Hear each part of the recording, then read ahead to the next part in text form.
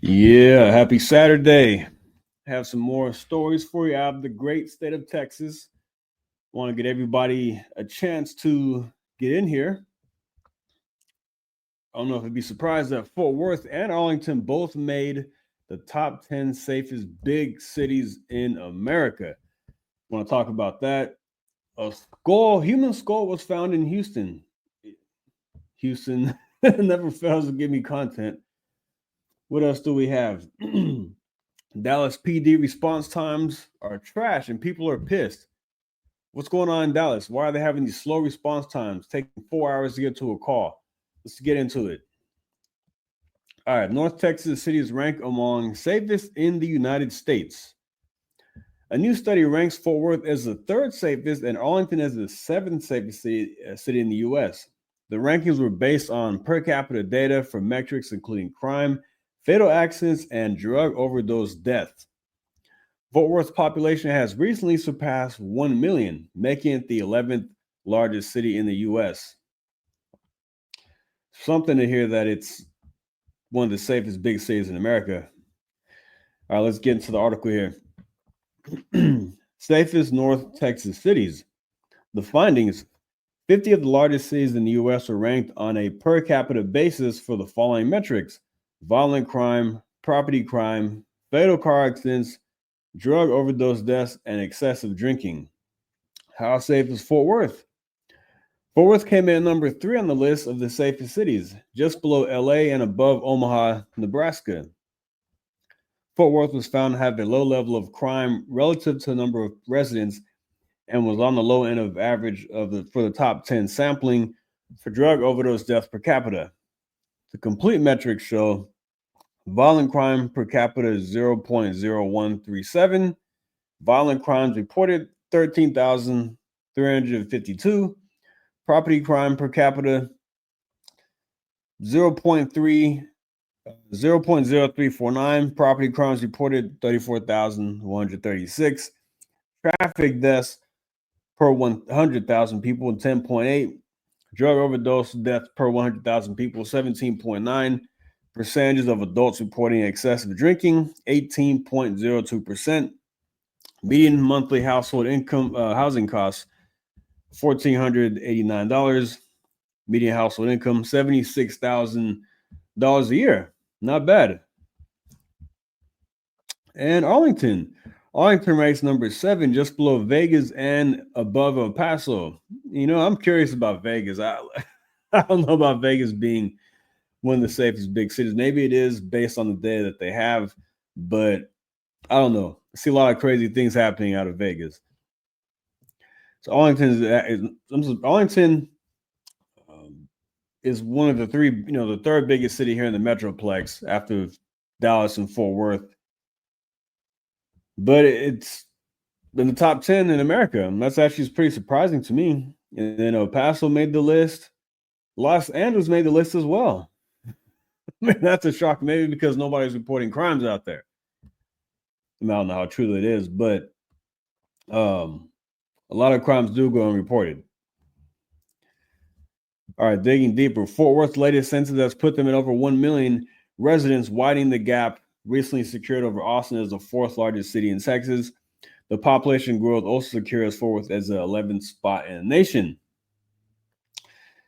Yeah, that's pretty impressive that Fort Worth is now past 1 million residents.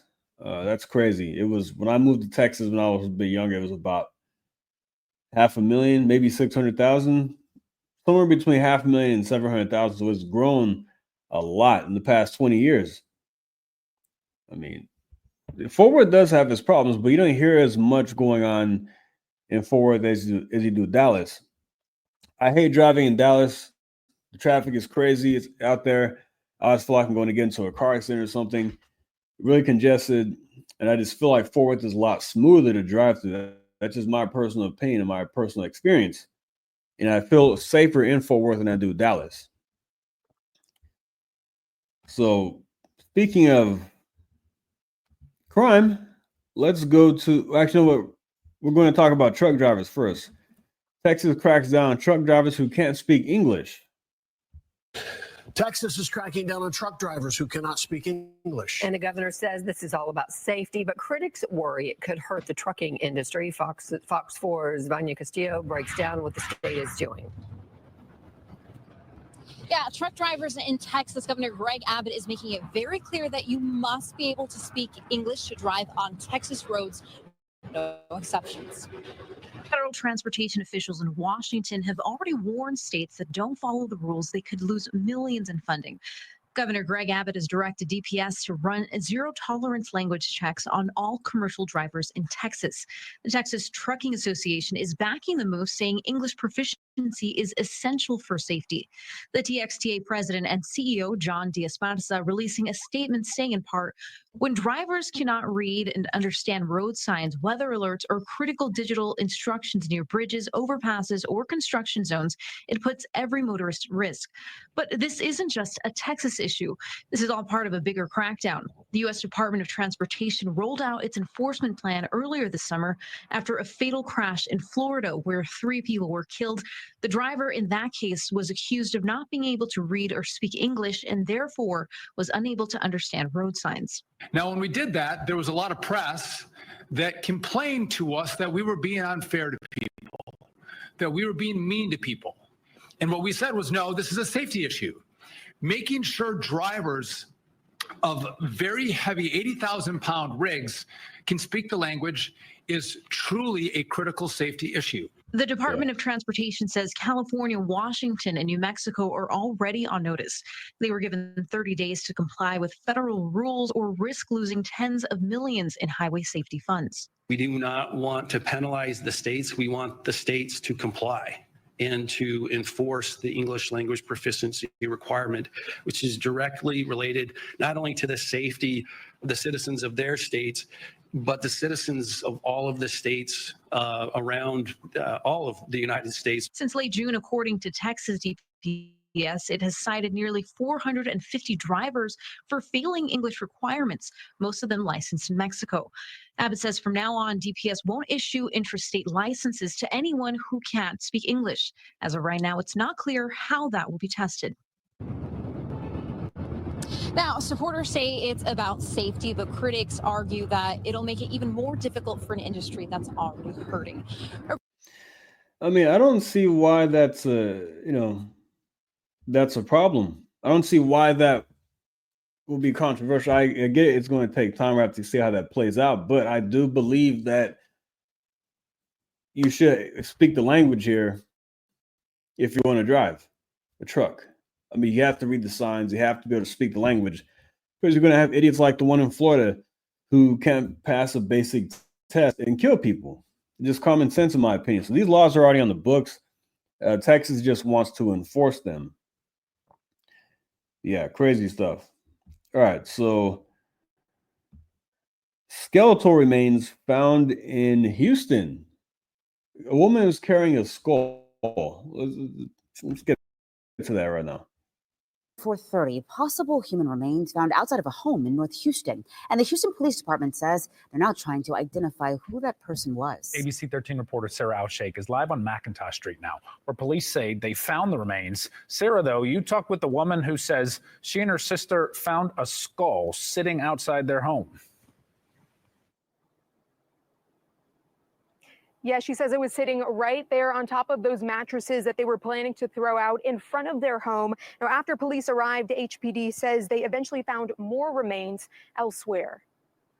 My sister was the one who noticed it. After coming home from getting breakfast on a Saturday morning, Right here. Connie Guerrero says she and her sister found something disturbing sitting outside their North Houston home. When we got out the car, we got closer, and sure enough, it was a skull. So we called 911, and they came out here. And when they came out, they closed off the street, the perimeter. When officers arrived, the Houston Police Department says they found the skull sitting on items put out for trash. They said it had to be buried for a while. They said because when they cleaned the skull off, They said there was a lot of dirt inside the cracks of the skull. According to police, witnesses described a homeless woman walking with it and leaving it there. HPD says officers found her and she took them to a location where there were additional remains. Houston police say an anthropologist from the Harris County Medical Examiner's Office responded and collected what is believed to be human remains. Now officials are trying to figure out who they belong to. This happened right here. It's just too close to home. Guerrero ultimately left with many questions, wondering what happened to this person. I just feel bad for the person that is, and whoever's missing out there and reported missing. I want the closure to know that, at least some family member will know this. Whoever they found, we found their missing person that they're looking for. Oh my gosh. Now, the medical examiner's office is currently working to identify that cause of death as well as the identity of that person. Anyone with information is asked to contact HPD. Wild stuff. Wild stuff. Imagine waking up and seeing a skull sitting on your trash. And Houston's got some major problems. Enough about Houston. Let's go to Dallas. Dallas residents call for police improvements in wake of response time complaints. I've heard about this. I've heard that the response time is absolutely trash in Dallas. Well, after getting complaints about long response times for Dallas police, we've learned that on average, DPD is missing its goal by a long shot. This week, people called on the city council to do more to improve public safety and obviously response times too. Fox 4's Lori Brown live in Dallas with more. Lori. According to the Dallas Police Department's dashboard, its average response time for a priority 2 call is 94 minutes, well above its goal time of 12 minutes. And this week, fired up Dallas residents told city council members the city needs to get more police officers on the streets. Residents are concerned about slow police response times and the rise in crime. We want you to fix this. 15 speakers at Dallas City Hall Wednesday urged city council members to find more room in the budget to make its police pay more competitive. The city with the most crime to fight, the city that spends the most training officers, the city that should be leading the region is ranked 12th in pay. Smaller suburbs like Richardson and Allen, with a fraction of the crime, pay more. This debate comes as Fox 4 News has reported on 2 significantly delayed responses to urgent 911 calls. Do you have to die to get a quick police response? That's what was going through my mind. In our first report, it took more than an hour for police to respond to a hit and run August 23rd that seriously injured a motorcyclist, and another hour after that for officers to get to the scene. The fire department stayed. We kept waiting. And then the fire department said they could no longer wait for DPD. They were saying they guess they're short staffed. They didn't know what was going on. Then on Thursday, we reported a similar issue that happened just this week. It took 4 hours for Dallas police to respond to Plano PD after suspects they were chasing crashed in Dallas. We gathered where they told us to. We exchanged information and we waited and we waited and we waited. And I finally told the Plano policeman they're not coming. Mm. And they said, well, but we requested them. We think they'll come for us. And I said, okay. And we waited. In both cases, Dallas PD told us the crashes were level 2 priority calls. The goal response time, 12 minutes. I know they're shorthanded, but there's something broken in Dallas. Big time. And I think that we've got to figure out a way that we can get those response times whittled way down. More officers might help, but Dallas has long faced competition from other cities offering better pay. The Dallas City Manager's proposed base pay of more than $81,000 is a significant increase from the nearly $72,000 starting salary now. Damien Levesque is the executive director of Dallas Hero, an organization that spearheaded a voter referendum to require 50% of the city's new revenue go in part toward hiring 900 more officers. The passage of Prop U was a referendum on public safety. Residents demanded cops' salaries be in the top 5 in the region. So why aren't you taking them seriously? Dallas police response times have been a concern for a while. According to the city's dashboard, the average wait time for a priority 2 call has not been under an hour since 2021. Then the average wait was 37 minutes. Stephen. Wow. All right, Laura. Crazy. So 37 minutes back then. Now it's an hour. That's 4 years is a long time for them to have these these long delays. I mean, that's crazy. Below an hour in 2021, that was the last time. Unbelievable. And the pay is a problem. I mean, $71,000, $72,000 for Dallas is not bad. But when you have the largest population in the metro area, and then, second largest in the state after Houston, yeah, I think you do need to pay your officers more if possible. But then if you look at Plano police officers, the starting salary for Plano recruit is $83,000. So yeah, of course, people are going to go when it's safer. Officers have less to deal with in Plano, and you get paid more. To me, it just makes sense. And I mean, if I had to choose, am I going to choose Frisco, Plano, or am I going to choose Dallas? I mean, yeah, I think it's pretty clear what. Which I don't look. I know some people want the action, but when you're down 900 officers or whatever it is, yeah, I'm going to go towards a smaller police department. Let's take a look at Carrollton PD. Starting pay is $77,000, more than Dallas is $72,000. Then they top out at $109,000 a year. That is actually really good. And then Fort Worth, the second biggest city in the Metroplex. Now, like I said a few minutes ago, 1 million people in the city of Fort Worth. But the starting pay for upon graduation, you get $78,000 annually in Fort Worth, or $6,500 per month. So you're getting paid more in Fort Worth, you get paid more in Plano, and you get paid more in Carrollton and even Richardson. You can go to a lot of other places. South Lake, you can get paid a lot more than you get paid more than you get do in Dallas, and for a lot less work, a lot less, stress, I should say, with all the crime they have there in Dallas. So I want to get into my final story here. Last week this live stream was a lot more excitement. This week has slowed down a bit, so I do have some stories for you still. So Texas GOP sues the state to close primaries. This is interesting right here. The Republican Party of Texas has taken its long-running fight over crossover voting to federal court, filing suit against the state of Texas and Secretary of State Jane Nelson to demand the right to restrict participation in GOP primaries to registered Republicans only. Filed Thursday in the Northern District of Texas, the lawsuit argues that Texas' open primary system, in which Democrats and independents may choose a Republican ballot, violates the GOP's First Amendment right of association. Party leaders say the current system allows non-Republicans to select GOP nominees, undermining both parties' platform and its grassroots members. Today, the Republican Party has sought judicial relief to close our primary elections. Chairman Abraham George said in a statement Thursday evening, in Texas, only Republicans should select Republican nominees. The lawsuit builds on Rule 46, adopted by Republican delegates at their convention in 2024 and strengthened this year, which requires voters to be registered Republicans before casting ballots in GOP primaries. The rule came in response to years of frustration with Democrat interference in Republican contests.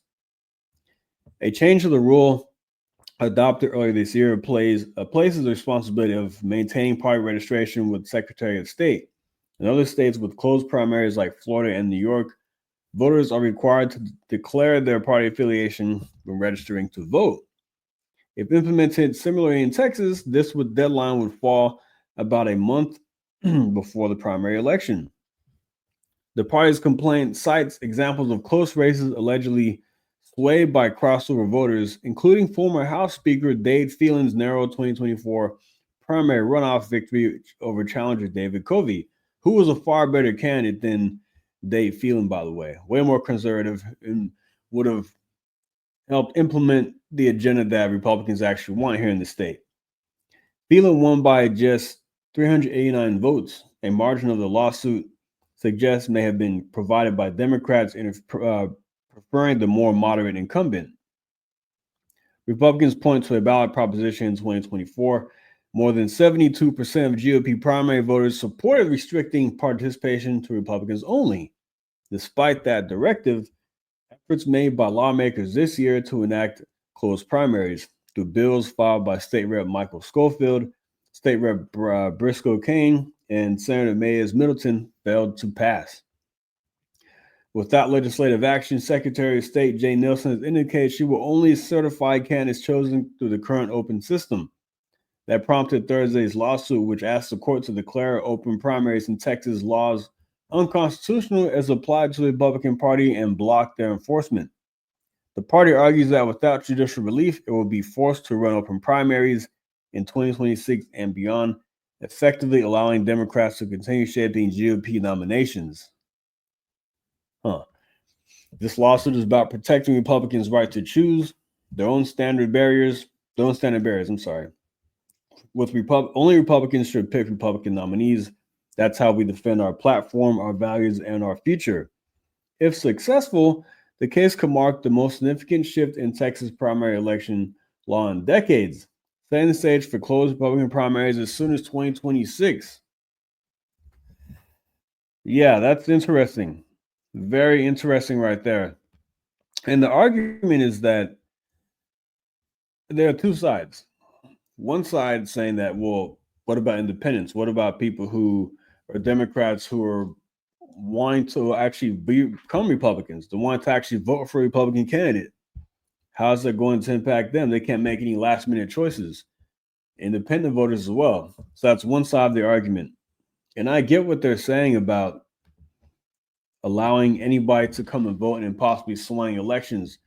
I think it's very likely that this happened in smaller races like we saw in the one I just talked about with Dade Phelan winning by a small number of votes. He might have had a small number of people in that district, Democrats going to vote for him because he's more moderate. A lot of people consider him a rhino versus the more conservative candidate. And that could be a problem. Now, would Allen West have won the primary? No. Back in 2022, whenever he's running for governor, he would not have won. But Greg Abbott is a more moderate candidate. But he's also very popular in the state.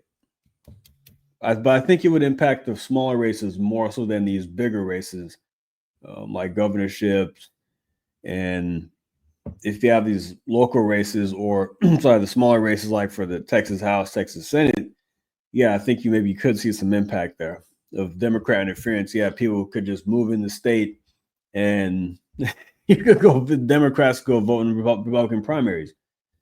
Now, how do we combat that? I think maybe that just means we have to campaign harder and make our case more. I don't know. Because there are studies showing that open primaries are good. We'll get into that. I'll read the conclusion because it was a pretty long study here. The conclusion is that it has been proposed that more open and nonpartisan primaries can help increase voter turnout and facilitate a more representative electorate when parties are nominating candidates for a general election. The evidence presented supports those claims across a variety of demographic groups and other characteristics, including partisanship, although not uniformly. Notably, more open and nonpartisan primaries see higher participation from unaffiliated voters, and the primary electorate's composition is more representative in terms of partisanship. In other words, more open and nonpartisan primaries do not make it just easier for unaffiliated voters to participate. Under these circumstances, voters actually do participate at a higher rate and in a way better reflects the general electorate. In some ways, changing the primary type appears to be even more effective at achieving a more representative electorate than reforms like election day registration. These analyses reveals changes in state primary rules in both directions, both expanding access to unaffiliated voters with a political party and closing primaries to participation from unaffiliated voters. As policymakers and voters across the country consider changing primary rules to increase turnout, especially among unaffiliated voters, and encourage more representative primary electorate, they can be confident that more open and nonpartisan primaries primaries will help achieve those goals. Interesting. Yeah, so I don't know. It's a slippery slope. I think there are two sides to this coin here about having open primaries, but look, Florida has it, New York has it. So there are complaints from the GOP. I understand why, because like I said, you don't want these left-wing lunatics or people influencing what goes on in our state, what goes on in our party. So yeah, I don't know. That's up for debate. We'll see how that goes, but let me know what you think. And I will see you next time I have to head out. Have to cut the stream short. But like and subscribe. I'll see you next time. Thank you. Take care.